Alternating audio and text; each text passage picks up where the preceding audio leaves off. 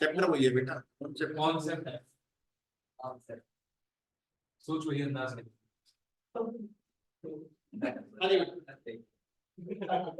अभी तक बेटा आपने जो भी सवाल करे वो डिस्ट्रीब्यूशन ऑफ ओवरहेड्स के, आपने डिस्ट्रीब्यूशन के लिए अलग अलग मेथड सीखे बेटा, आपने मेथड सीखे सेकेंडरी डिस्ट्रीब्यूशन के अंदर direct method, step down method, reciprocal allocation method जिसके अंदर रिपीटेड या फिर साइमल्टेनियस इक्वेशन है उसको सॉल्व करते हैं। हाँ जी, हम आगे चल रहे बेटा। चैप्टर स्टार्टिंग में मैंने आपको बताया था बेटा, हमारे पास दो स्टेप के अंदर हम खर्चों को प्रोडक्ट पे डालते हैं। पहले आप ओवरहेड के खर्चों, ओवरहेड्स को डिपार्टमेंट में डालोगे। तो अभी तक आपने जो करा, आपने डिपार्टमेंट पे खर्चा डाल दिया है, सारे के सारे खर्चे प्रोडक्शन डिपार्टमेंट पे आ गए।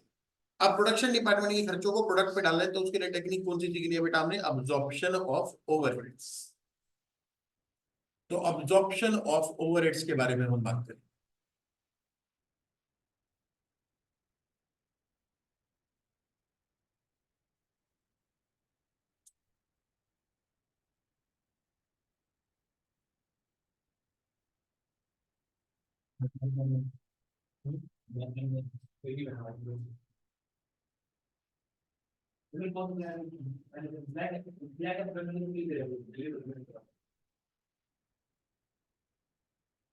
अब्जॉर्प्शन ऑफ ओवरहेड्स,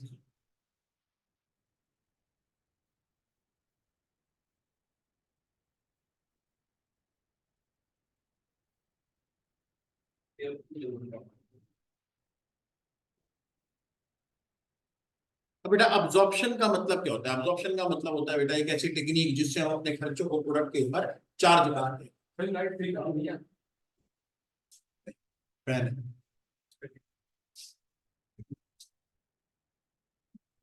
लिखना शुरू करो बेटा, हेडिंग बनाओ नोटबुक के अंदर, अब्जॉर्प्शन ऑफ ओवरहेड्स लिखना शुरू करेंगे। Absorption is a technique by which absorption is a technique by which indirect expenses are charged to production, by which indirect expenses are charged to production. Absorption rate is computed at the beginning of the period.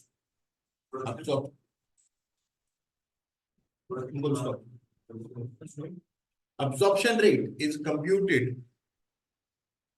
at the beginning of the period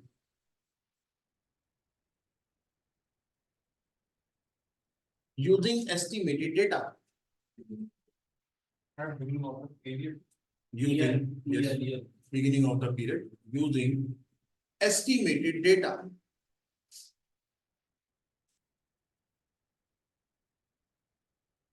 And applied on actual data, and applied on actual data during the period,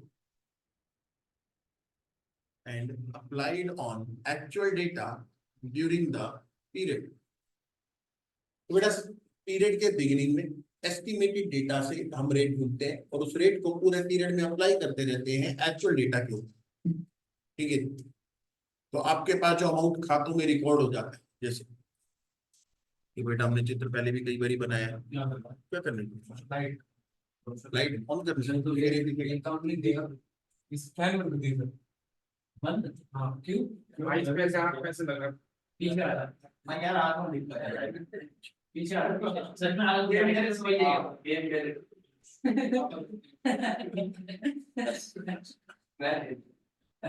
बेटा at beginning of the period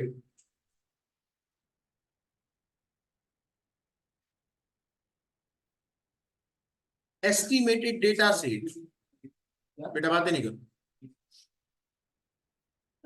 estimated data से हम rate calculate करते हैं। मान लो बेटा आपने अंदाजा लगाया कि हम ओवरहेड लगाएंगे 10 लाख रुपए की, और मशीन से काम करेंगे पूरे पीरियड में 1 लाख घंटे। तो अंदाजा लगाया साल के शुरुआत में कि हम 10 लाख रुपए की फैक्ट्री ओवरहेड लगाएंगे और पूरे साल में 1 लाख घंटे काम हो पाएगा। बेटा अगर 1 लाख घंटे काम होगा, 10 लाख रुपए का खर्चा लगेगा, तो 1 घंटे पे खर्चा कितना हो गया? 10 रुपये, 10 रुपीज। पर आवर, 1,00,000 घंटे, 10 रुपीज पर मशीन आवर। अभी एस्टिमेशन लग गया कि जैसे ये मशीन हमारी 1 घंटा काम करती है 10 रुपए का फैक्ट्री ओवरहेड लग जाता है। अब पूरे साल में जैसे जैसे काम होता जाएगा, एक्चुअल में आज 100 घंटे काम हुआ तो 100 घंटों पर 10 रुपए के हिसाब से खर्चा रिकॉर्ड कर लेंगे, 200 घंटे काम हुआ तो 200 घंटों पे 10 रुपए के हिसाब से खर्चा रिकॉर्ड करेंगे। रोज जितना जितना काम होता जाएगा उसके अकॉर्डिंग खर्चा रिकॉर्ड होता जाएगा। तो एक्चुअल में ड्यूरिंग द पीरियड एक्चुअल में जितना भी काम होता जाएगा उसके ऊपर 10-10 रुपए रिकॉर्ड हो गया। मान लो बेटा पूरा सा 1 घंटा काम हुआ, 2 घंटे काम होता गया। अब पूरे साल के दौरान ये रेट, अब्जॉर्प्शन रेट आपके एक्चुअल डेटा पे अप्लाई होता रहेगा।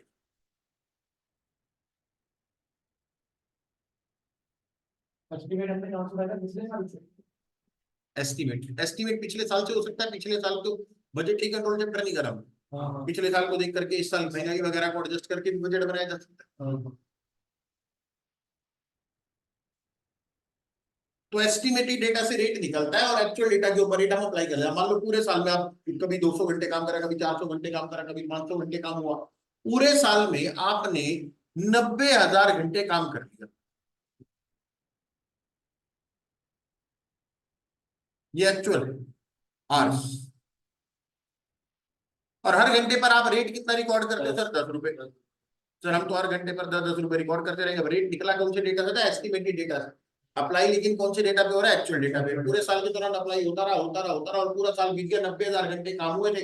हर घंटे पर 10-10 रुपए रिकॉर्ड करे थे, कस्टमर से चार्ज भी करे थे। तो अमाउंट जो अपने कस्टमर से चार्ज कर लिया और अपने अकाउंट में रिकॉर्ड कर लिया वो है 9 लाख। तो सोचा कितना था? 10 लाख। और लगाया कि रिकॉर्ड कितना करा? 9 लाख। ठीक है। अब जरूरी नहीं कि एक्चुअल में भी 9 लाख ही लगाओ, एक्चुअल खर्चा अलग होता है। ये तो आपने एस्टिमेटेड रेट से रिकॉर्ड कर लिया, कस्टमर से चार्ज कर लिया। एक्चुअल खर्चा तो साल खत्म होगा तब पता चलेगा पूरे साल में कितने का रेंट भरा, कितने की रिपेयर करवाई, कितने का पावर का बिल आया, कितने के सुपरविजन के खर्चे भरे, सारे खर्चे ऐड करके अंत में पता चलेगा। मान लो आपका जो एक्चुअल में खर्चा लगा है, ये जो 9 लाख रुपए ना, इसको हम बोलते हैं अब्सॉर्ब्ड ओवरहेड। क्या बोलते हैं इसको?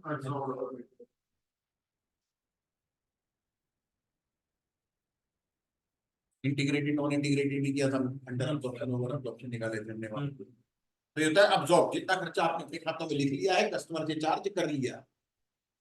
फिर आपको ईयर एंड पे पता चला कि एक्चुअल में खर्चा कितना लगा। मान लो बेटा एक्चुअल में खर्चा लगा 9,40,000।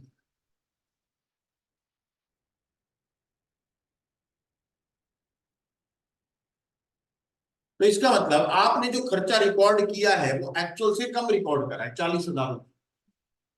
एक्चुअल खर्चा 9,40, रिकॉर्डिंग कितने की हुई है? 9 लाख रुपए की। तो अब्जॉर्प्शन कम हुई, ये अंडर अब्जॉर्प्शन हो। अब्जॉर्प्शन ज्यादा हो जाती वो ओवर अब्जॉर्प्शन हो जाती। फिलहाल आपके केस में अंडर अब्जॉर्प्शन है। अभी लेकिन हमने क्या सीखना है बेटा अब्जॉर्प्शन ऑफ ओवरहेड के अंदर? अभी हमने सीखना है कि ये अब्जॉर्प्शन रेट कैसे कैलकुलेट होगा, कैसे अप्लाई होगा।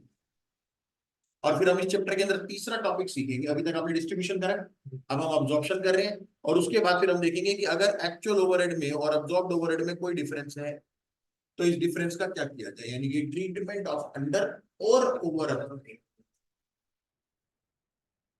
ठीक है, अंडर अब्जॉर्प्शन ओवर अब्जॉर्प्शन का ट्रीटमेंट हम बात, लेकिन होती क्या वो भी लिख सकते हैं बेटा। अगर आपके अब्जॉर्ब्ड ओवरहेड जैसा हमारे केस में है वो एक्चुअल ओवरहेड से कम है, इसका मतलब ये हो गया जी अंडर अब्जॉर्प्शन।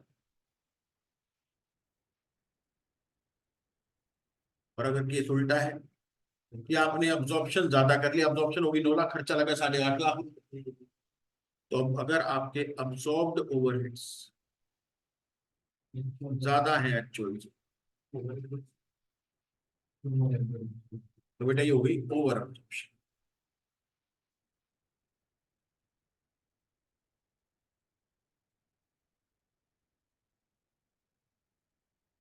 ओवर, अब इनका ट्रीटमेंट क्या होगा अंडर अब्जॉर्प्शन ओवर अब्जॉर्प्शन, वो हमारा अगला टॉपिक है। लेकिन फिलहाल हमने क्या सीखना है, अब्जॉर्प्शन रेट कैलकुलेट कैसे होता है और यूज कैसे होता है। तो अब्जॉर्प्शन रेट कैलकुलेट करने के बेटा हमारे पास 5 मेथड होते हैं। अभी जैसे आपने यहाँ पर मशीन आर निकाला है, आप इसको पर मशीन आर की जगह पर लेबर आर भी निकाल सकते हैं। आप इसको मटेरियल लेबर के ऊपर परसेंटेज पे भी निकाल सकते हैं। 10 लाख रुपए के ओवरहेड लगेंगे और 20 लाख रुपए की लेबर लगेगी। तो अगर 10 लाख रुपए की ओवरहेड है और 20 लाख रुपए की लेबर की कॉस्ट है, तो इसका मतलब लेबर की कॉस्ट पे 50% होगा। तो एक रिलेशन बनाना है कि भैया लेबर की कॉस्ट पे कितने परसेंट, 50%। जैसे कोई कस्टमर आया उसके लिए 500 रुपए की लेबर लगी, 250 रुपए की ओवरहेड। किसी कस्टमर के लिए 1000 रुपए की लेबर लगाई, 500 रुपए की ओवरहेड, 50% के हिसाब से 400 का जाएगा। यही परसेंटेज आप मटेरियल के हिसाब से भी निकाल सकते हो, यही परसेंटेज आप प्राइम कॉस्ट के हिसाब से भी निकाल सकते हो। किसी इनडायरेक्ट खर्चे के ऊपर नहीं निकाल सकते। खर्चा बेटा ओवरहेड के लिए अब्जॉर्प्शन निकाल रहे हो, खर्चा खुद ही इनडायरेक्ट है। उस इनडायरेक्ट खर्चे को इनडायरेक्ट पे बेस नहीं कर सकते, इनडायरेक्ट खर्चे को किस पे बेस कर सकते हैं, डायरेक्ट पे। ये तुमने यहाँ पर सवाल भी देखा था पिछली क्लास के अंदर बेटा, वहां पर जब तुमने डिस्ट्रीब्यूशन देखी कि भैया डायरेक्ट वेजेस के खर्चे थे, इनडायरेक्ट वेजेस के खर्चे थे, और मैंने आपको बोला इनडायरेक्ट वेजेस को कौन सी रेशियो में बांट देना, डायरेक्ट वेजेस की रेशियो में। इसमें नहीं है, इससे पहले वाला सवाल होगा। तो अगर बेटा आपके पास कोई भी खर्चे इनडायरेक्ट है तो वो इनडायरेक्ट के बेसिस पे नहीं बुक हो सकती, इनडायरेक्ट खर्चा डायरेक्ट के बेसिस पे रिकॉर्ड हो सकता। चलो जी, तो बेटा हमने अब्जॉर्प्शन की मेथड सीख लिया, 5 मेथड डिस्कस करेंगे बेटा।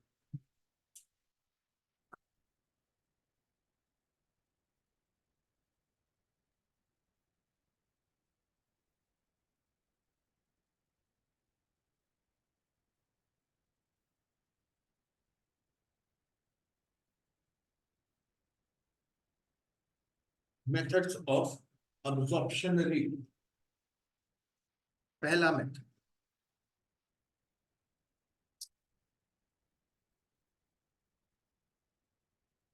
Material cost percentage method.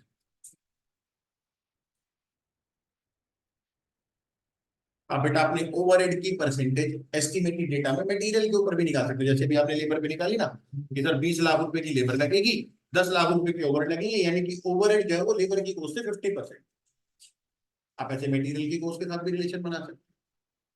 तो मटेरियल कॉस्ट परसेंटेज मेथड यानी कि absorption rate is equal to total factory overheads. कौन से ओवरहेड, फैक्ट्री ओवरहेड्स अपॉन, और बेटा ध्यान रखना ये एस्टिमेटेड है तो मैं लिख भी देता हूं, टोटल एस्टिमेटेड फैक्ट्री ओवरहेड्स। क्योंकि रेट निकालने के लिए जो डेटा यूज होगा वो कौन से वाला यूज होगा, estimated, upon total estimated direct material cost.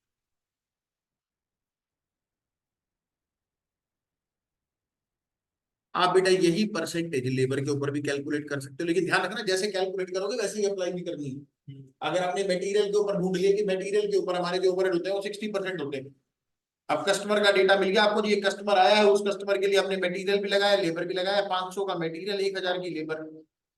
अगर आपने अपने ओवरहेड की परसेंटेज ढूंढ रखी है सर वो 40% ऑन मटेरियल है, तो मटेरियल पे ही 40% लगेगा, कहीं किसी और चीज पे लगा दो 40%, 40% था रेट, किसी पे मर्जी लगाओ, ऐसे तो जिस पे कैलकुलेट हुआ है उसी पे अप्लाई हो सकता है।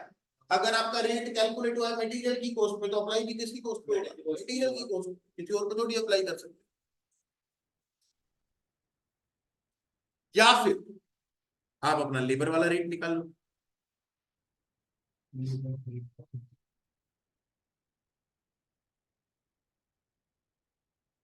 Labour cost percentage method. बेटा आप अपने ओवरहेड्स की परसेंटेज लेबर की कॉस्ट पर भी कैलकुलेट कर सकते हो।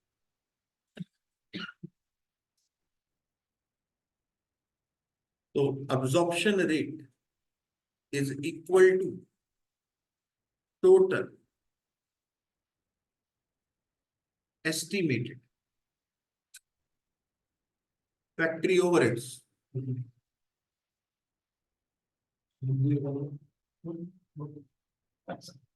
Total estimated direct labour cost, क्योंकि हम परसेंटेज ढूंढ रहे हैं तो इसलिए 200। और मटेरियल कॉस्ट और लेबर की कॉस्ट को ऐड करके हमारे पास आ जाती है प्राइम कॉस्ट। तो आप बेटा ये प्राइम कॉस्ट के बेसिस पे भी कर सकते हो, क्योंकि दोनों खर्चे डायरेक्ट, प्राइम कॉस्ट का मतलब ही होता है टोटल डायरेक्ट कॉस्ट। तो आप ये परसेंटेज प्राइम कॉस्ट के ऊपर भी कैलकुलेट कर सकते हो, अपने ओवरहेड की परसेंटेज हम इस पे निकाल सकते हैं प्राइम कॉस्ट को। मतलब डायरेक्ट खर्चे आइए इतना परसेंट हमारे को फैक्ट्री ओवरहेड में डाल दें।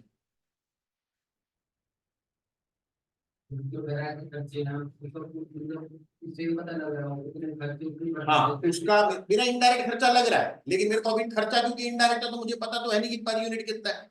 तो मुझे कोई तो अंदाजा चाहिए ना, ये वो अंदाजे वाले रेट है। अब जैसे ही कोई कस्टमर आएगा बोलेगा भाई साहब मेरे को सेल प्राइस बताओ, सेल प्राइस बताने के लिए मुझे टोटल कॉस्ट पता होना चाहिए। कॉस्ट के अंदर डायरेक्ट जो खर्चा होता है वो तो प्रोडक्ट के ऊपर सीधा सीधा पता चल जाता है, इनडायरेक्ट का पता नहीं है आपने, लेकिन अंदाजा लगा रखा है कि मेरे जो इनडायरेक्ट खर्चे होते हैं वो लगभग लेबर का 50% होते हैं। तो जैसे मैंने कहा इसके लिए 1,000 रुपए की लेबर लग रही है तो 50% होगा। अब मैं ये नहीं कह रहा कि एग्जैक्टली इतने हो गए, लेकिन आपने इतने रिकॉर्ड कर लिए, इतने चार्ज कर लिए अंदाजे से। Prime cost percentage method,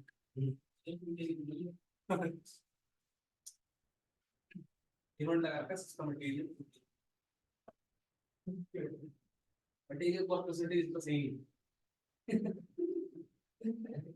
prime cost percentage method. तो बेटा absorption rate is equal to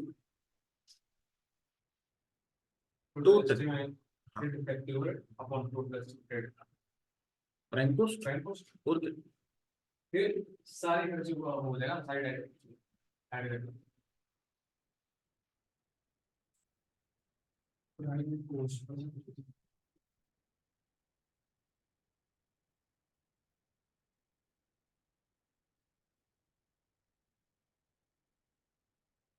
इस वाले से हमारा ग्रोथ फैक्टर बता बनाना क्या होती है सारे type gross factory overhead, gross factory overhead जैसे तो कोई चीज नहीं होती, फैक्ट्री ओवरहेड होते हैं, ऐड करते हैं तो ग्रॉस फैक्ट्री कॉस्ट आती है।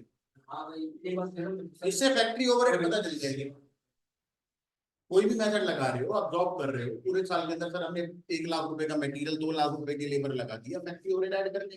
तुमने जब कोशिश करी थी, तुमने बड़े सारे सवाल ऐसे करे थे जिसके अंदर ये लिखा होता था जी फैक्ट्री ओवरहेड जो है लेबर के ऊपर इतने परसेंट है। दिखाता हूँ कोशिश के क्वेश्चन। कोई प्राइम कॉस्ट का होती है मतलब है जो प्राइम होती है जो प्राइम कॉस्ट का होती है बताते हैं लगा रहे क्या अरे वो दूसरा है क्या है वो प्राइम कॉस्ट कर लेंगे वो प्राइम वो तो लगती है सो कॉस्ट अब जैसे इस वाले सवाल में देखो बेटा, तुम्हारा जो स्टडी मेटेरियल के अंदर जो हमने पहला ही क्वेश्चन किया था, अब यहाँ पे लिखा होता फैक्ट्री ओवरहेड जो है वो लेबर कॉस्ट का 60%। ये कैसे आया? इस साल के शुरुआत में अंदाजा लगा लिया, रेट पता चल गया। अब पूरे साल के अंदर जो लेबर के खर्चे लगे हैं वो 65,000 रुपए लगे। तो हमने क्या करा, 65,000 का 60% अपने फैक्ट्री ओवरहेड रिकॉर्ड कर दी। ठीक है, ये पर आर भी हो सकते थे। अब जैसे अगले वाले सवाल के अंदर 25% इसमें तो अमाउंट दे रखा है।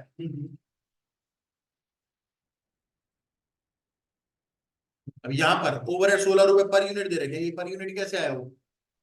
अपने टोटल खर्चों को नंबर ऑफ यूनिट से डिवाइड कर दिया होगा तब जाके पर यूनिट मिल गया अंदाजा। अब यहाँ पर यूनिट के हिसाब से डिवाइड किया गया होगा, आर से डिवाइड नहीं करा। फिर जितनी यूनिट बनी होगी उतना बढ़ जाता है। अब जो अगले वाला सवाल है, इस वाले सवाल में आपको खर्चे दे रखे हैं, आर दे रखे हैं, यहाँ से आपने डिवाइड करके अपना खुद रेट निकाला है। सर 12,000 रुपए का पर मंथ खर्चा है, और यहाँ पे लिखा हुआ था कि ये पूरे महीने में 150 घंटे काम करते हैं। तो हमने इस सवाल में खुद रेट निकाला था कि 12,000 को आप 150 घंटे से डिवाइड करोगे, 1 घंटे का रेट आएगा, और फिर आप उसको 80 घंटे एक्चुअल वाले पे मल्टीप्लाई कर देते।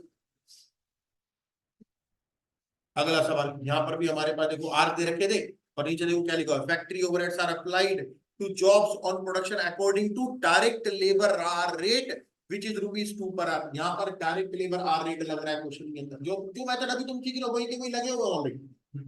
तुमने पहले अलग हर चैप्टर के अंदर ऑप्शन लगाई है। पता नहीं नहीं, शब्द तो मैंने अब्जॉर्प्शन ही यूज करा है बेटा, तुमने कॉस्ट बुक कीपिंग करी है, मैं दिखाता हूँ। वहां पर हमने अब्जॉर्प्शन लिखा है, तो पढ़ा था इतना बड़ा बड़ा देखो लिखा हमने अब्जॉर्प्शन। ये वो खर्चा जो एक्चुअल में लगा, ये वो खर्चा जो आपने अब्जॉर्ब किया। तो यहाँ पर क्या हो गया, अंडर अब्जॉर्प्शन हो गया। और आपने अंडर अब्जॉर्प्शन ओवर अब्जॉर्प्शन की ट्रीटमेंट भी सीखी थी, आप करवाया है। हमने ध्यान नहीं हाँ, तो बस देना होता है बस। वो कर दी चलो कोई बात नहीं बेटा, हम फिर से बात कर रहे हैं वही वाली क्या होगा। तो तीन तो बेटा परसेंटेज वाले मेथड है हमारे पास। आप बेटा ऑप्शन रेट कैलकुलेट करने के लिए तीन तो परसेंटेज वाले तरीके से काम कर सकते हो, material cost percentage, labour cost percentage, या प्राइम कॉस्ट परसेंटेज, या फिर आप मशीन आर रेट निकाल सकते हो, लेबर आर रेट निकाल सकते हो। जरा फोर्थ मेथड देखिए।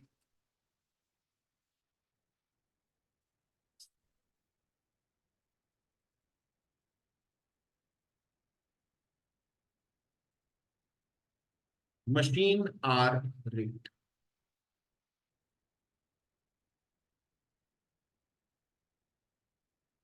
तो बेटा आप जो आपके पास अब्जॉर्प्शन रेट आएगा बेटा वो पर मशीन आ रहा है। तो आप टोटल एस्टिमेटेड फैक्ट्री ओवरहेड्स को डिवाइड कर सकते हो एस्टिमेटेड मशीन आवर्स। जो हमने ऊपर दिया था। बिल्कुल, जो भी हमने ऊपर एक चित्र बनाते टाइम किया कि 10 लाख रुपए का खर्चा लगेगा और 1 लाख घंटे हम काम करेंगे, तो 10 रुपीज पर मशीन आ रहा है। तो यहाँ पर आप इसको मशीन आवर्स से डिवाइड कर सकते हो।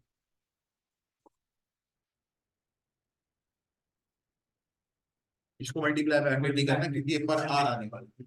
हाँ, परसेंटेज हो जाएगा। पांचवा मेथड है बेटा हमारे पास डायरेक्ट लेबर आर रेट। अभी जो तुमने कोर्स शीट के अंदर आखिरी सवाल देखा था वहां पे लिखा होता 4 रुपए पर लेबर आर, 2 रुपए 4 रुपए की रेट।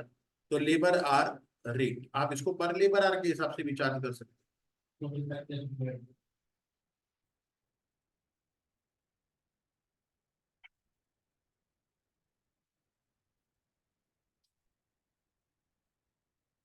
तो absorption rate is equal to total estimated labour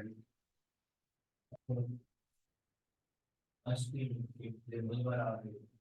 labour hours से आपको, तो आपके 5 अलग अलग मेथड है। इन पांचों में से कोई भी मेथड अप्लाई किया जा सकता है, सारे एक साथ अप्लाई नहीं किए जा सकते। सर 10 लाख के ओवरहेड है, उसको मटेरियल से भी डिवाइड कर दिया, उसी को लेबर से भी डिवाइड कर दिया, उसी को मशीन आते और कस्टमर आकर तेरा इंतजार, तब तू आके बैठ से मटेरियल के ऊपर भी 50% लगाऊंगा, लेबर के ऊपर 60% लगा दूंगा, प्राइम कॉस्ट के ऊपर 30% लगा दूंगा, मशीन आ रेट 20 रुपए, लेबर आ रेट 12 रुपए, सब लगा दो एक ही एक ही खर्च। देखो पॉइंट ये कि क्या आप सारे रेट लगा सकते हो, एक साथ नहीं लगा सकते। क्यों नहीं लगा सकते? क्योंकि आप एक ही खर्चे को 5 बार थोड़ी कवर करोगे, खर्चा तो एक ही है। लेकिन अगर ऐसा हो जी क्वेश्चन में आपको 6 खर्चे दे रखे फैक्ट्री के, कह रहे जी 3 खर्चों के लिए लेबर आ रेट निकाल दो और 3 खर्चों के लिए मशीन आ रेट निकाल दो, ये हो सकता है। ये हो सकता है, क्यों हो सकता है? क्योंकि खर्चे अलग अलग। 6 खर्चों के लिए तुमने मशीन आ रेट भी निकाल दिया, उन्हीं 6 के लिए तुमने लेबर आ रेट भी निकाल दिया, ये पॉसिबल नहीं। हाँ, सवाल आपको बोलेगा कि मुझे पांचों मेथड से करके दिखाओ, तो फिर आप ऐसा नहीं कर सकते कि पांचों मेथड एक साथ लगा दी। 5 मेथड से आपने रेट निकाल दिया, फिर अगर आपको बोले कि अप्लाई करके दिखाओ, तो पहले आप एक अप्लाई करोगे टोटल कॉस्ट आएगी, फिर दूसरा अप्लाई करोगे टोटल कॉस्ट आएगी, फिर तीसरा अप्लाई करोगे टोटल कॉस्ट आएगी। पांचों एक साथ अप्लाई नहीं हो सकते। और सारे मेथड इक्वली गुड है, ऐसा नहीं कि सर को ये मेथड तो बेकार लग रहा है, ये वाला मेथड अच्छा लग रहा है, ऐसा कुछ नहीं। हर मेथड का एक ही पर्पस है, पूरे खर्चे को, तो हमारे एस्टिमेटेड खर्चे को कस्टमर से चार्ज करना है। हर मेथड का एक ही पर्पस, किसी का कस्टमर को लूटने का या अपना नुकसान करवाने का कोई पर्पस नहीं, बस अपना पर्पस पूरा होना चाहिए। नहीं होगी ना, जब अंदाजा लगाएगी पूरे साल में 10 लाख रुपए का मटेरियल लगेगा, तो किसी कस्टमर के लिए कम मटेरियल लगेगा, किसी के लिए ज्यादा मटेरियल लगेगा। अब ऐसा हो सकता है किसी में मटेरियल ज्यादा हो लेबर कम हो, लेबर ज्यादा है मटेरियल कम है, कुछ भी हो सकता है ना। तो अगर तुम लेबर वाला निकाल लो, किसी कस्टमर पे अलग अमाउंट आएगा, किसी का अलग अमाउंट आएगा। हर मेथड का अल्टीमेट अमाउंट वही होगा कि जितना आपने खर्चा सोचा है। अगर मटेरियल अगर आपने सोचा 10 लाख रुपए लगेगा और 10 लाख का मटेरियल लग गया, तो खर्चे भी फिर आपके पूरे अब्जॉर्ब हो जाएंगे।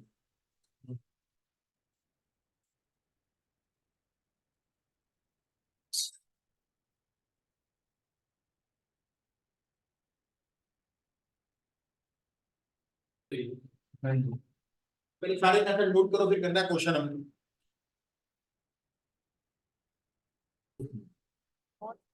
अब्जॉर्प्शन के 5 मेथड निकालने आते हैं। क्वेश्चन हमको जानकारी था, following information relates to the activities of production department for factory for a certain period. अब बेटा आपको उसने मटेरियल का खर्चा बताया एक पूरे पीरियड का 36,000, लेबर का खर्चा 30,000, दोनों को ऐड कर देंगे तो प्राइस 66,000, 12,000 रुपए के लेबर आवर्स, 12,000 लेबर आवर्स दे रखे, मशीन आवर्स आपको दे रखे 25,000 और ओवरहेड दे रखे 25,000। अब अगर देखो मेरे पैसे को हिसाब से अगर अपना अब्जॉर्प्शन रेट कैलकुलेट करना चाहूँ, तो मैं पांचों मेथड से यहाँ पर अब्जॉर्प्शन रेट निकाल सकता हूँ, क्योंकि मेरे पास full detail available. Overheads divided by material cost, तो मटेरियल कॉस्ट परसेंटेज निकल आएगा। Overheads divided by labour cost, तो लेबर कॉस्ट परसेंटेज निकल आएगा। Overhead divided by prime cost, तो प्राइम कॉस्ट परसेंटेज निकल आएगा। Overhead divided by machine hour तो मशीन आवर रेट निकल आएगा, और overhead divided by labour hour तो लेबर आवर रेट निकल आएगा कि नहीं आएगा? 5 अलग अलग रेट आ जाएंगे। क्या पांचों रेट एक साथ अप्लाई करेंगे? कस्टमर आ गया, पांचों रेट एक साथ लगा दिए, नहीं लगा सकते सर। अभी कस्टमर का डेटा नीचे दे रखा है, जरा ध्यान से देखो। कह रहे वन ऑर्डर, क्योंकि जी कस्टमर का कोई ऑर्डर था, हमने उसके ऊपर काम किया पूरे डिपार्टमेंट ने, तो उसके ऊपर मटेरियल लग गया 6000, लेबर लग गए 4950। ये खर्चे तो डायरेक्ट है, तो डायरेक्ट तो प्रोडक्ट के ऊपर, काम के ऊपर सीधे सीधे आइडेंटिफाई हो गए। अब आपको ओवरहेड लगाने हैं, दोनों को ऐड करके प्राइम कॉस्ट कितनी आ गई? 10,950। वो मशीन आर दे रखे 1200 घंटे और लेबर आर दे रखे 1650 घंटे। तो मशीन सर मेरे पास तो 5 रेट अवेलेबल है, अब मैं 5 अलग अलग कोड शीट बना सकता हूँ। क्या मैं ठीक कह रहा हूँ? हाँ। सर आपके मटेरियल कॉस्ट अवेलेबल है, लेबर कॉस्ट अवेलेबल है, आपने लिख दिया, और प्राइम कॉस्ट भी आ गई। प्राइम यहाँ तक तो सब कुछ सेम चलेगा हर मेथड, क्योंकि जो मेथड आपका बदलेगा वो तो ओवरहेड का रेट बदलने वाला है ना। इसका रेट बदलने वाला है ओवरहेड का। अब आपके पास ओवरहेड का रेट हो सकता है सर मटेरियल की परसेंटेज के हिसाब से आप ओवरहेड लगा सकते हो, आप लेबर की परसेंटेज के हिसाब से ओवरहेड लगा सकते हो, आप प्राइम कॉस्ट की परसेंटेज के हिसाब से ओवरहेड लगा सकते हो, आप मशीन आर से मल्टीप्लाई करके लगा सकते हो, लेबर आर से मल्टीप्लाई करके लगा सकते हो। 5 रेट है, 5 बार कैलकुलेट भी हो सकता है। सर हमको करना क्या है? कह रहे calculate the overhead chargeable to the job by 4 commonly used method. कितने मेथड मांग रहे हैं? 4। तुम 5, हमको 5 आते हैं तो प्रैक्टिस करें। पांचों मेथड से पहले रेट ढूंढो, computation of absorption rate. 5 method से पहले क्या ढूंढने पड़ेंगे? रेट। फिर 5 बारी एक ही टेबल बनाएंगे, 5 अलग अलग कॉलम में मटेरियल की कॉस्ट सेम, लेबर की cost same, prime cost same. अब लगाने ओवरहेड, 5 अलग अलग मेथड से अलग अलग ओवरहेड का अमाउंट आएगा। हाँ एक मैं करके दिखा रहा हूँ, बिल्कुल सिमिलर। एक और क्वेश्चन है तो एक मैं करके, हाँ पहला पूरा कर, नहीं एक मेथड से नहीं पूरा सवाल कर देते ना, कोई कोई आसान सवाल मेरे को भी करने दो। चलो पेन का कलर कर लेते हैं चेंज। हाँ जी, फैक्ट्री ओवरहेड बेटा एस्टिमेट किताब तो तुम्हारे पास है ही। हाँ जी, फिर बताओ क्या क्या डेटा है? सर फैक्ट्री ओवरहेड एस्टिमेटेड हमारे पास है 25,000 और मटेरियल का खर्चा 36,000। सर अगर 25,000 रुपए के मटेरियल ओवरहेड के खर्चे हुए और 36,000 रुपए के मटेरियल के खर्चे हुए, कितना आ रहा है? 69.44% ऑन डायरेक्ट मटेरियल। तो एक परसेंटेज तो ये आ गई। दूसरा लेबर आ रहे, labour cost percentage. Sir overhead का अमाउंट तो वही 25,000 है, लेकिन लेबर का अमाउंट है 30,000। कितना परसेंट आ गया बेटा? 83.33%। Okay 83.33% on direct labour. ये जो परसेंटेज है बेटा आपने लेबर के ऊपर निकाली। अगला है बेटा prime cost percentage method. Overhead तो वही है 25,000, लेकिन प्राइम कॉस्ट है 66,000। मटेरियल 36,000 रुपए, लेबर 30,000 रुपए, तो प्राइम कॉस्ट होगी बेटा 66,000 रुपए।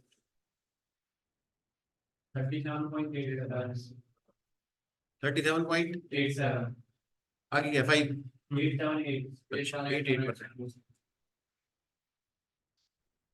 तो ये हो गया बेटा हमारे पास प्राइम कॉस्ट परसेंटेज मेथड। उसके बाद चौथा मेथड हमारे पास है machine hour rate. Sir overhead तो वही है 25,000 और एस्टिमेटेड मशीन आवर्स कितने दे रखे हैं बेटा? 20,000 मशीन आवर। 1.25 पर मशीन आर। और आखिरी रेट आप ढूंढ सकते हो बेटा लेबर आर रेट। सर 25,000 के तो ओवरहेड है और लेबर से काम होता है जी 12,000 घंटे। 0.08 पर लेबर आर। तो 5 अलग अलग रेट हो गए।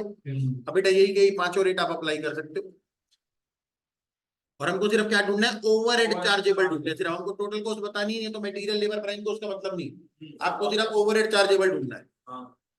तो हमारे पास 5 अलग अलग मेथड थे, 5 मेथड से बिना अलग अलग हमारे पास ओवरहेड चार्जेबल आ जाएंगे।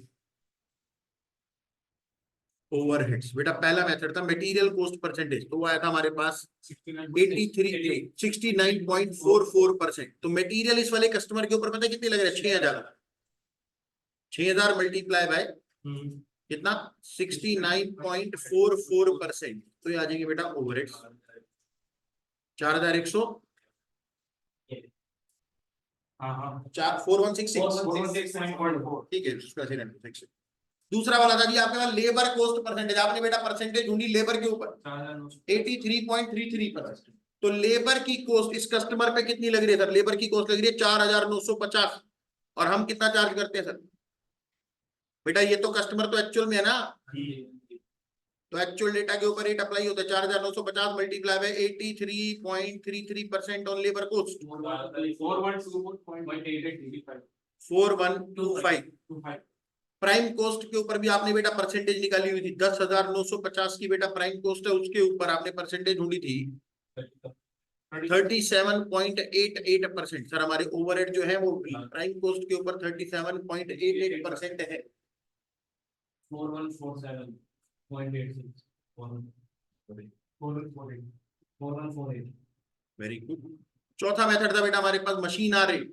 हमने बेटा मशीन आवर्स के हिसाब से रेट ढूंढा था, 1 रुपये 25 पैसे पर मशीन आर, और इस कस्टमर के लिए मशीन से काम हुआ है बेटा 1200 घंटे, तो 1200 मशीन आवर्स पे रेट लगेगा 1 रुपये 25 पैसे का। 1500 और लेबर आर से हमारे पास 1650, और रेट हमारे पास है 2.0 पता नहीं क्या था 083।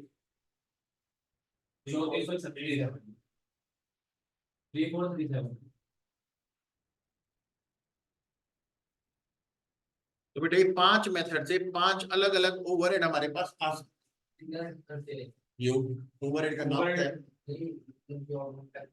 फैक्ट्री ओवरहेड का खर्चा है बेटा, शेयर है इस कस्टमर के ऊपर कितना फैक्ट्री ओवरहेड का खर्चा डले। सर हम इसको वैसे भी कर सकते हैं क्या, जैसे हमको निकालना हो जैसे मशीन आवर्स के लिए हम मशीन आवर रेट लगाते हैं और लेबर के लिए लेबर आवर अलग अलग। तो तेरे पास खर्चे कहाँ है अलग अलग रेट निकालने के लिए? हाँ खर्चे ऐसा होना कि मशीन वाले खर्चे अलग मिल जाए, लेबर वाले खर्चे रिलेटेड अलग मिल जाए, तब 2 रेट निकाल लो। एक ही खर्चे के 2 रेट एक साथ अप्लाई नहीं हो सकते। निकाल ढूंढ सकते हो, रेट ढूंढने में क्या दिक्कत है, लेकिन एक ही कस्टमर के ऊपर एक ही खर्चे को 5 अलग अलग मेथड से 4 थोड़ी कर दोगे, है कि नहीं? सवाल समझ में आ गया? आसान सवाल था, पहले 5 मेथड से 5 रेट ढूंढे, फिर उसके बाद कस्टमर के ऊपर अप्लाई कर दिए, किसी को भी कोई दिक्कत? नो फिर वो तेरा नाम लिखता, नाम रिटर्न तू है फिर। यही तेरे को कुछ समझ में आए? यही सही बता रिदम तेरा रिदम बन रहा है।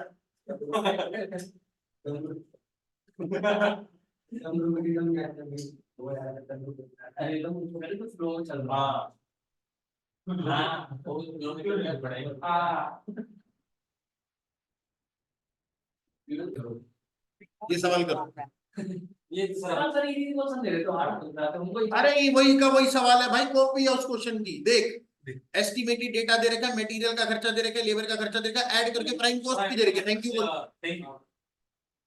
प्रोडक्शन ओवरहेड भी दे रखे हैं, टोटल प्रोडक्शन कॉस्ट भी आ गई, एडमिनिस्ट्रेशन ओवरहेड दे रखे, हमारा कोई मतलब नहीं, हमको फैक्ट्री ओवरहेड अब्सॉर्ब करने होते हैं, ठीक है, इससे हमारा कोई काम नहीं है। अदर बजटेड डेटा में लेबर आर दे रखे ताकि आप लेबर आर रेट ढूंढ सको, मशीन आर दे रखे ताकि आप मशीन आर रेट ढूंढ सको, नंबर ऑफ जॉब दे रखी, हमारा कोई काम नहीं। An inquiry has been received, अभी कस्टमर आ गया, इस कस्टमर के ऊपर रेट लगाना है, कस्टमर के ऊपर मटेरियल की कॉस्ट दे रखी है, लेबर की कॉस्ट दे रखी है, प्राइम कॉस्ट भी दे रखी है, जैसे पिछले सवाल में अभी तुमको दे रखी थी, उसके बाद लेबर आर भी दे रखे हैं, मशीन आर भी दे रखे हैं। इससे आसान और क्या दो सवाल? फोटोकॉपी क्वेश्चन है, करो। हाँ करो, कोई बात नहीं बेटा, आसान सवाल करो। देखो इसमें कितने मेथड मांग रहे हैं? पांचों करो। 5 मेथड से बेटा रेट निकालना है और 5 मेथड से इसको अप्लाई भी करना है। आप मुझे ओवरहेड का, चलो बेटा आगे चलेंगे एक और कॉन्सेप्ट पे।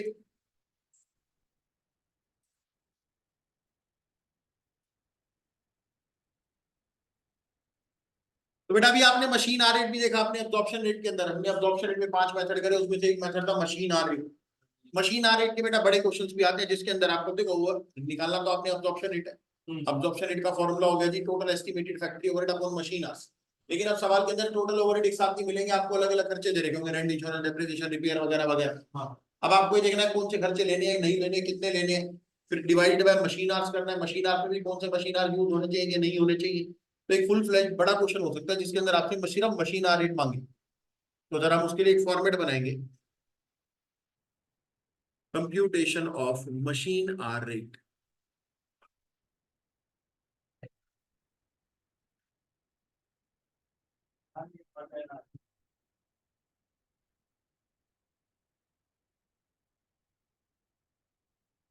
computation of machine hour rate.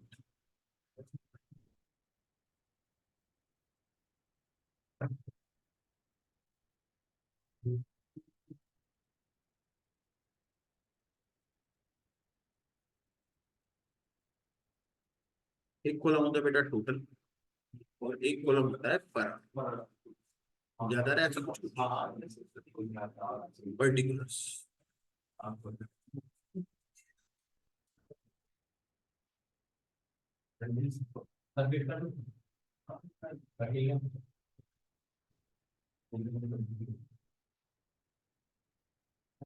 तो बेटा हमने फैक्ट्री ओवरहेड्स को दो हिस्सों में बांटेंगे, कुछ खर्चे फिक्स, कुछ खर्चे वेरिएबल। फिक्स खर्चे वो मान के चलेंगे बेटा जिनके ऊपर मशीन के चलने का कोई प्रभाव नहीं पड़ता।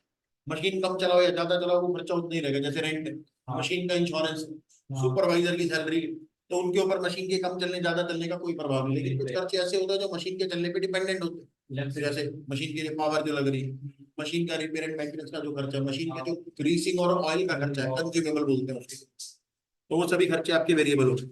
हमने ऑपरेटिंग कॉस्टिंग के अंदर भी ऐसे ही फॉर्मेट बनाया था, अगर याद, ऑपरेटिंग कॉस्ट के अंदर ट्रांसपोर्ट वाले बिल्कुल same to same format,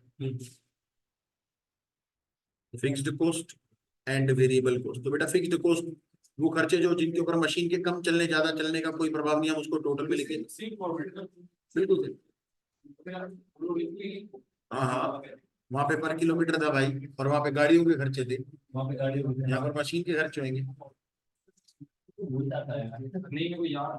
machine insurance, budget की बात चेक करा है, उसमें भी टोटल के साइड में ओवरहेड का कॉलम बनाया हुआ होता है। यहाँ पे बजटरी वाले में हाँ बना होता है ना साइड में ओवरहेड का कॉलम, पर आप किससे लेंगे बजटरी वाले में वेरिएबल कॉस्ट निकालते हैं, फिक्स्ड कॉस्ट निकालते हैं, टोटल के लिए टोटल है, उसके साइड में भी एक ऐसे ही कॉलम बना होता है ओवरहेड का। ओवरहेड का नहीं होता वो पर आर का कॉलम हो सकता है, अब बना का कॉलम होता है, वो अगर बनाने के लिए मांगते हैं तो बना सकते हो, अगर एक नाम से वो बनाना पड़ेगा तो मांगेगा तो मांगेगा तो अगर सवाल मांगेगा अदरवाइज उनको कुछ नहीं ऐसा ना कर देने का बोला तो कौन सी है आप ओवरहेड्स के लिए कोई कॉलम नहीं होता भाई। नहीं वही मतलब ओवरहेड जैसे ही होता है ना वो तो बार उसका निकाल देना पॉइंट। सवाल देखिए बेटा, सवाल के साथ मैं बताऊंगा, तो सवाल से इसे पूछ नहीं पा रहा। आने वाली कुछ बता रहे और हो गया। हाँ जी, तो बेटा rent, insurance, supervision, lighting, factory में जो लाइट चल रही है बेटा, लाइटिंग, और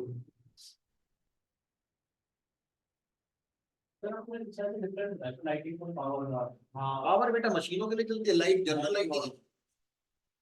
सर वैसे लाइट तब तक चलेगी ना, वर्कर चलेगा तो बंद हो जाएगी अपना।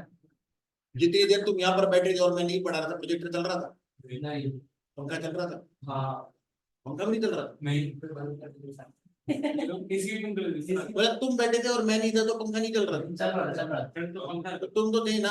हाँ एसी बंद है, वही तो दिखा रहा हूँ, कैसे होंगे काम नहीं भी हो रहा था ना, तो पावर तो नहीं लग रही थी, लाइटिंग लग रही थी, ठीक है।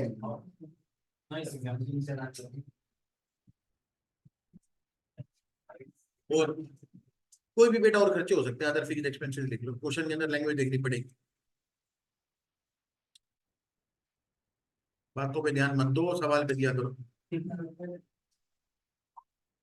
बेटा। जब आप सभी फिक्स्ड खर्चों को ऐड कर दोगे तो आपके पास आ जाएंगे बेटा टोटल फिक्स्ड कॉस्ट,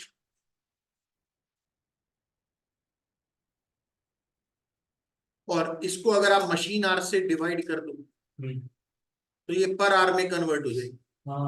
मैं ये नहीं कह रहा कि मशीन की जो फिक्स्ड कॉस्ट जो है फैक्ट्री की वो पर आर लग रही है, ऐसा नहीं है, बट हमने इसको पर आर में कैलकुलेट कर लिया। अब वेरिएबल खर्चे बेटा अब्जॉर्प्शन रेट कैलकुलेट हो रहे हैं, एक्चुअल वाले कैसे हो सकते हैं, एस्टिमेटेड डेटा वेरिएबल।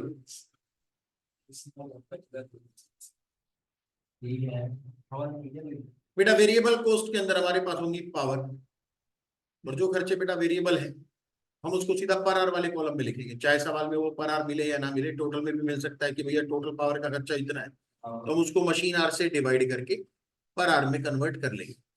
सेम काम हम रिपेयर के साथ भी कर सकते हैं बेटा, रिपेयर का खर्चा जनरली आपने वेरिएबल में ही डालना है, लेकिन अगर वो खुद से लिख के देखे पर मंथ इतना पर एनम इतना या पर एनम इतना, तो आप फिक्स में डाल लेना। हाँ ठीक है, तो जनरली हम उसको वेरिएबल में डालते हैं रिपेयर के खर्चे को कि सर इतने रुपए का रिपेयर इतने मशीन आवर्स में बढ़ जाएगा। ऐसे ही कंज्यूमेबल होता है।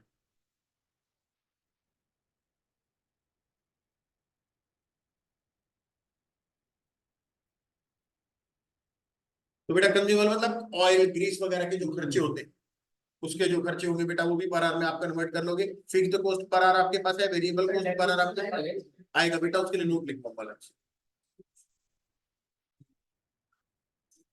तो ये आपके पास आ गया बेटा मशीन आर रेट। पढ़ लो तो बेटा पहले जरा इस फॉर्मेट को छाप ले, फिर उसके बाद हमने 5 नोट्स लिखने हैं। हाँ जी बेटा, नोट्स लिखना शुरू करेंगे। आप पहला नोट लिखोगे machine hours to be used.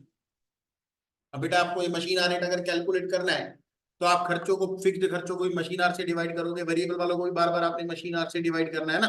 तो ये जो मशीन आवर्स आप यूज करोगे बेटा ये प्रोडक्टिव होने चाहिए। कौन से वाले होने चाहिए? प्रोडक्टिव। जिसमें काम ही नहीं हो रहा उसके अंदर खर्चा एलोकेट करके क्या फायदा? मशीन चलेगी कैसे वैसे? हैं? अरे आपने कहा प्रोडक्टिव होना चाहिए। हाँ तो विदाउट प्रोडक्शन तो वैसे मशीन चलेगी नहीं। बिल्कुल नहीं चल रही, लेकिन मशीन मेरे पास अवेलेबल है। फैक्ट्री खुलती है मेरी साल के अंदर 3000 घंटे, मशीन के लिए वर्कर भी खड़े हैं 3000 घंटे, लेकिन मशीन की 200 घंटे रिपेयर थी। अच्छा अच्छा। तो प्रोडक्टिव टाइम तो सिर्फ 2800 रह गया ना। फैक्ट्री तो पूरे 3000 घंटे खुली हुई है, वर्कर्स को वेजेज पूरे 3000 घंटों के दे रहा हूँ, लेकिन मशीन 200 घंटे रिपेयर पे दे। और ये रिपेयर भी कौन सा वाला है? नॉर्मल वाला, क्योंकि आप मशीन आ रही कौन से वाले डेटा से निकाल रहे हो? एस्टिमेटेड डेटा से। आप नॉर्मल डेटा तो है ही इसमें। हाँ नॉर्मल डेटा की बात हो रही है, तो आपको मशीन आप सिर्फ कौन से वाले यूज करने हैं? प्रोडक्टिव वाले यूज करने।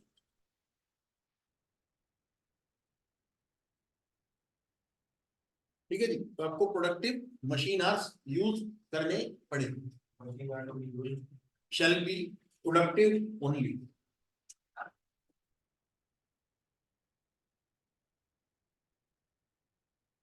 Machine hours to be used shall be productive only. Note number 2। और क्योंकि बेटा ये जो सारा डेटा है एस्टिमेटेड डेटा है, और आप एस्टिमेटेड डेटा के अंदर आप किसी प्रकार की कोई अबनॉर्मल आइटम कंसीडर नहीं कर सकते। तो कोई भी जब अबनॉर्मल आइटम कंसीडर ही नहीं होगी तो ना तो आप अबनॉर्मल कोई खर्चा ले सकते हो, ना ही abnormal loss of machine hours consider कर सकते हो। जैसे पिछले साल किसी महीने में, मान लो दिसंबर महीने में फैक्ट्री में आग लगी थी, मान के चलो कि इस साल भी दिसंबर में आग लगेगी। नहीं मैं ये नहीं मानता। एस्टिमेशन में ले लोगे लॉस बाय फायर? सर पिछली बार के ओवरहेड में तो लॉस बाय फायर था, इस बार ले ले। नहीं लगेगी तो लगा देंगे। तो वो कंसीडर नहीं करना है। अब नॉर्मल आइटम है, पिछले साल वर्कर ने स्ट्राइक करी थी, 200 घंटे काम ही नहीं हो पाया, मान के चलो इस बार भी स्ट्राइक होगी, वो मशीन आवर्स में से 200 घंटे माइनस कर दे। तो आपको जब मशीन आवर रेट कैलकुलेट करना है तो नॉर्मल आइटम्स को लेकर के एस्टिमेटेड डेटा से कैलकुलेट करना है। अब नॉर्मल आइटम यूज नहीं करनी है, क्योंकि एस्टिमेटेड डेटा के अंदर अब नॉर्मल आइटम का कोई इफेक्ट नहीं हो सकता। नोट नंबर 2 में क्या लिखना है? No abnormal item, no abnormal item और abnormal loss of machine hours, abnormal loss of machine hours shall be considered for computing machine hour rate, shall be considered for computing machine hour rate। बेटा ना तो आप abnormal item consider करोगे, ना ही कोई abnormal loss of machine hours consider करोगे machine hour rate की calculation. Note number 3 लिखना शुरू करेंगे बेटा।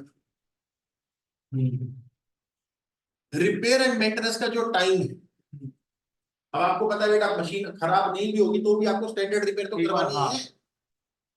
गाड़ी अगर खराब नहीं होगी तो सर्विस नहीं कराओगे क्या? तो मशीन की भी कोई स्टैंडर्ड रिपेयर आपको करवानी पड़ेगी। अब आपको अंदाजा लग गया कि भैया हर साल मेरे को 200 घंटे तो इसको सर्विस में भेजना ही पड़ता है, 3 महीने में 50-50 घंटे। तो 200 घंटे जो बेटा आपका रिपेयर का टाइम है, क्या उसके अंदर मशीन प्रोडक्शन कर सकती है? नहीं कर सकती, तो वो नॉन प्रोडक्टिव टाइम हो गया। तो आपको तो प्रोडक्टिव टाइम चाहिए, तो आपने हमेशा अपने ग्रॉस मशीन आवर्स में, देखिए साल के अंदर हमारे पास 3000 घंटे अवेलेबल है, लेकिन उसमें से 200 घंटे तो मशीन रिपेयर पे रहेगी, तो आपको 200 घंटे माइनस करके चलते। Note number 3 repair and maintenance time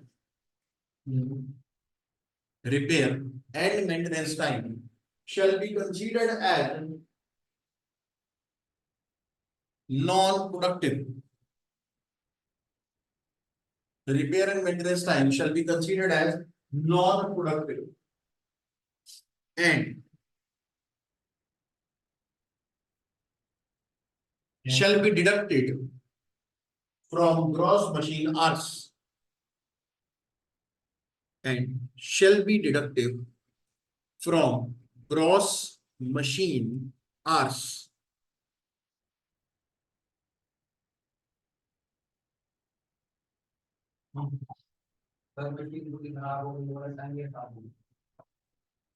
machine पूरी खराब होगी जैसे कि एग्जांपल अरे एक मिनट समझने दो क्या सिचुएशन है। मशीन चलते चलते खराब होगी, ये नॉर्मल आइटम है या अब नॉर्मल आइटम? तो इसके लिए तो हमने लिख लिया ना ये नहीं लेंगे। मतलब जो अब नई मशीन आ रही है उसके लिए बेटा तेरे को पता ही नहीं है तेरी मशीन खराब होने वाली, फिर तू कंसीडर कैसे कर रहा, समझ ही नहीं आ रही मेरे को बात। नई मशीन आ रही है। कब आई है वो मशीन? साल के शुरुआत में आ रही है कि साल के बीच में आएगी? तो तेरे को जनवरी में कैसे पता?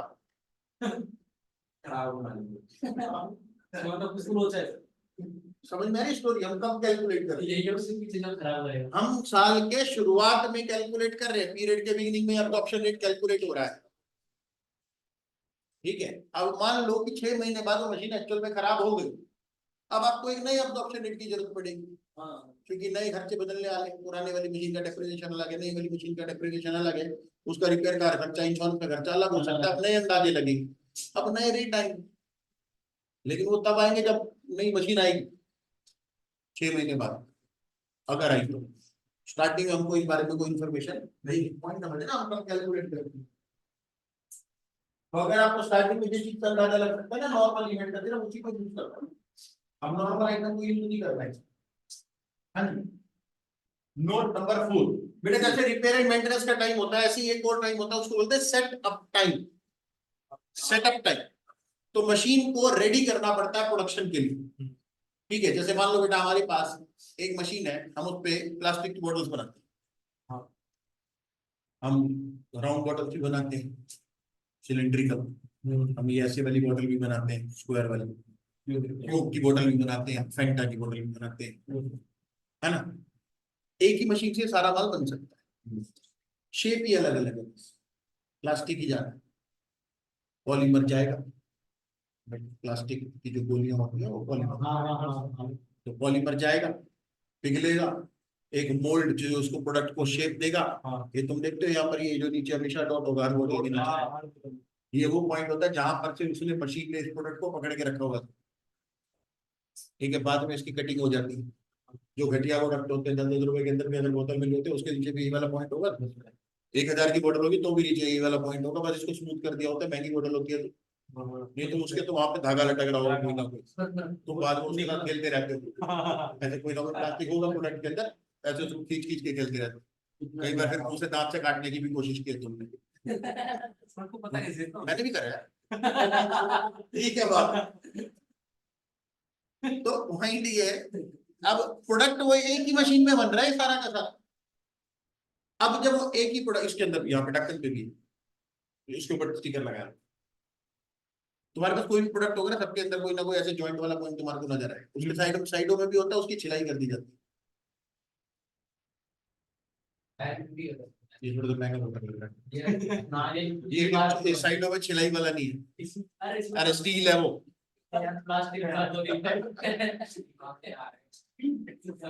कैलकुलेटर में भी होगा कोई ना कोई ऐसा पॉइंट, पैन में भी है ये रहा, ले इधर कोई होगा पीछे होता है, ये रहा तो फिर से नहीं रहा। चलो, अब पॉइंट ये कि एक ही मशीन ये सारे प्रोडक्ट बना सकती है, कहने का मतलब ये है। अब एक मशीन पे बेटा हम फैंटा की बोतल बना रहे थे, अब हमको कोक की बोतल बनानी है, तो मशीन में कुछ चेंजेस करने पड़ते थे। अभी मान लो आप पहले ड्यू की बॉटल बना रहे थे, ग्रीन वाला मटेरियल था, उसके अंदर प्लास्टिक पॉलीमर, अब आपको क्लियर पॉलीमर चाहिए, ठीक है, कोक की बॉटल बनाने के लिए, तो फिर पहले आप उसकी मशीन की सफाई वफाई करोगे, पुराना फंसा हुआ मटेरियल हटाओगे, कुछ टेम्परेचर की चेंजिंग होगी, कुछ मोल्ड डाई चेंज होगी, डाई समझते हो ना, जो प्रोडक्ट को शेप देती है, तो मोल्ड आपको चेंज करना पड़ेगा। इस पूरे सेटअप के अंदर कुछ समय लगेगा, उसको बोलते हैं सेटअप टाइम। नए प्रोडक्ट की प्रोडक्शन के लिए मशीन को तैयार करने में समय लगता है, लेकिन उस समय के अंदर प्रोडक्शन नहीं हो रही। मशीन तो रेडी हो रही है लेकिन उसमें प्रोडक्शन नहीं हो रही। तो दो टाइप ऑफ थॉट है। कुछ अकाउंटेंट्स ये बोलते हैं, तो एक स्कूल ऑफ थॉट ये है कि भैया बेशक से मशीन इसमें प्रोडक्ट नहीं बना रही, लेकिन इसको करे बिना प्रोडक्शन हो भी नहीं सकती। तो आपने इस टाइम को प्रोडक्टिव ही मानो, क्योंकि नेसेसिटी प्रोडक्शन के लिए। बिल्कुल ठीक बात है, लेकिन रिपेयर स्टैंडर्ड है बेटा। आपको हर प्रोडक्ट के लिए एक ही बारी रिपेयर करवाना है। इधर आपको जब भी प्रोडक्शन प्रोडक्ट के लिए चेंज करना है, हर बारी आपको वो सेटअप टाइम लगाना है, बार बार रिपेयर थोड़ी करवानी है। सब नया प्रोडक्ट कर रहा है, रिपेयर करवा लो। तो वहां पे प्रोडक्ट की वजह से रिपेयर नहीं हो रहा, यहाँ पर प्रोडक्ट की, समझने वाली बात नहीं पकड़नी तुमने। प्रोडक्ट की वजह से रिपेयर नहीं होता, प्रोडक्ट की वजह से सेटअप हो सकता है। वो प्रोडक्ट की वजह से ही लग रहा है स्पेसिफिकली। तो स्कूल ऑफ थॉट ये बोलता है कि एक कि भैया क्योंकि बेशक हम इसमें प्रोडक्शन नहीं कर पा रहे, लेकिन ये प्रोडक्शन के लिए ही स्टेप है, ये उसी प्रोडक्ट की प्रोडक्शन का स्टेप है, तो इसको प्रोडक्टिव मानना चाहिए टाइम। दूसरा स्कूल ऑफ थॉट बोलता है देख भाई, जब तक एक्चुअल प्रोडक्शन नहीं होगी तब तक मैं इसको प्रोडक्टिव नहीं मानूंगा। तो आपके पास दोनों ऑप्शन अवेलेबल है। सवाल जैसा आपको बोल दिया वैसी बात मान लेना, सवाल नहीं बोलेगा तो तुम कुछ ना कुछ मान लेना। Assuming setup time is productive और non productive, whatever you want to. अच्छा कौन सा रहेगा? अच्छा कौन सा रहेगा? Non productive. लेकिन क्वेश्चन बेटा कई बार चीख चीख के नहीं बोलता, दबी दबी आवाज में बोल जाता है। जैसे एक सवाल है, उस सवाल में लिखा है वर्कर्स आर पेड, जैसे उस सवाल के अंदर क्या है 3000 घंटे, 400 घंटे हमारे रिपेयर के, 200 घंटे उसके, 156 घंटे सेटअप के उस क्वेश्चन के। तो उस वर्कर्स को जो वेजेस देने हैं वो आपने सारे टाइम के देने हैं। क्वेश्चन लिखा workers are paid wages for all the time, all the time workers are paid wages for all the time, लेकिन power is consumed during the productive time. इसका मतलब क्वेश्चन के हिसाब से प्रोडक्टिव टाइम और वर्क जो और टाइम है वो अलग अलग है। तो प्रोडक्टिव टाइम अलग कैसे हो सकता है? जब आपका सेटअप टाइम माइनस किया जाए, तो इस वाला सेटअप टाइम को आपको वहां पे नॉन प्रोडक्टिव मानना पड़ता है। नहीं तो वो एक ही बात होता है ना, टोटल टाइम और प्रोडक्टिव टाइम दोनों सेम होते हैं। टोटल टाइम और प्रोडक्टिव टाइम अलग अलग है ना, इसका वाला सेटअप टाइम को क्या माना है? Non productive. अगर क्वेश्चन साइलेंट है तो हम नॉन प्रोडक्टिव मानेंगे, या तो क्वेश्चन मेरे को कोई ना कोई हिंट दे देगा तो क्वेश्चन की बात मान लेंगे, नहीं बताएगा तो बेटा नॉन प्रोडक्टिव। ठीक है जी, तो जरा सेटअप टाइम के बारे में लिख देंगे। सेटअप टाइम में बी ट्रीटेड एज प्रोडक्टिव और नॉन प्रोडक्टिव। देख ले भाई, तुम भी पेन खत्म हो गया क्या? सेटअप टाइम में बी ट्रीटेड एज प्रोडक्टिव और non productive as per the question or assumption. Setup time may be treated as productive or non-productive as per the question or assumption.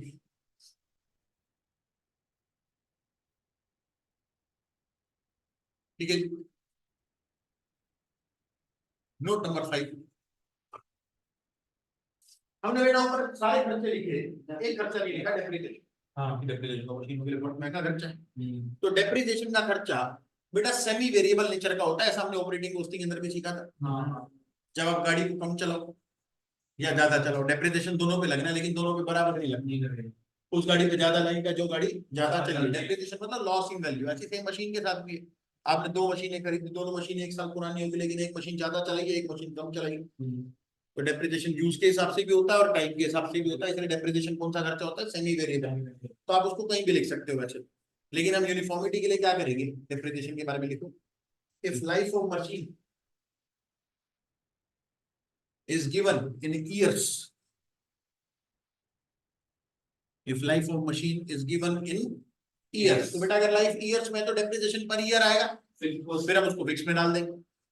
if life of machine is given in years, then depreciation per annum, then depreciation per annum shall be treated as fixed cost. depreciation per annum shall be treated as fixed cost. However, if life of machine, however, if life of machine is given in hours, then depreciation shall be treated as variable cost. Then depreciation shall be treated as variable cost. ठीक है जी?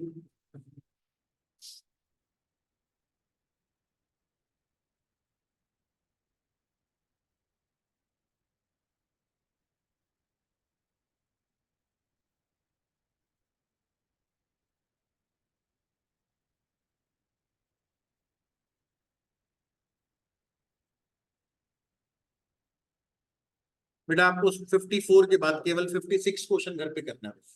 56 54 तो हमने कर लिया class में। 54 के अलावा तुमने एक सवाल और भी कर दिया वैसे। 16 वो अलग है यार, वो अलग मॉड्यूल का है ना। ठीक है, फिलहाल अभी आपको 56वां सवाल घर पे करना है, 56 क्वेश्चन। ओके